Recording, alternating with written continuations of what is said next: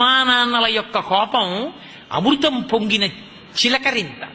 అందుకే తల్లిదండ్రుల కోపంతో మాట్లాడినప్పుడు అర్థం చేసుకోలేని కొడుకు కూతురు ఘాతకులు, వాళ్ళ జన్మకి ప్రయోజనం లేదు. తండ్రి కోప్పడితే తన కోసం కోప్పడ్డావు, బిడ్డ వృద్ధిలోకి రావాలని కోప్పడతాడు.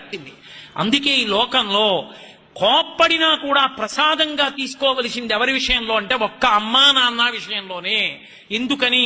అది దిద్దుబాటు కొరకు తప్ప, వాళ్ళు బాగుపడాలని తప్ప, వాళ్ళు పాడవ్వాలని కాదు. తల్లి కోపాన్ని తండ్రి కోపాన్ని వక్రీకరించి చూపించి మేం పెద్దవాళ్ళమయ్యాం మీరెవరు కోపగించుకోవడానికి అని అడగడం సాహసం. ఎంత వయసు వచ్చినా తండ్రి తండ్రే, తల్లి తల్లి. వాళ్ళ మాటలలో తప్పు పట్టడానికి, ఆ మాట మాట్లాడడానికి, వాళ్ళకున్నటువంటి అధికారాన్ని ప్రశ్నించడానికి బిడ్డలకి అసలు అర్హత, అధికారము, హక్కు లేనే లేవు. అంతటి గొప్ప దైవస్వరూపం అమ్మ.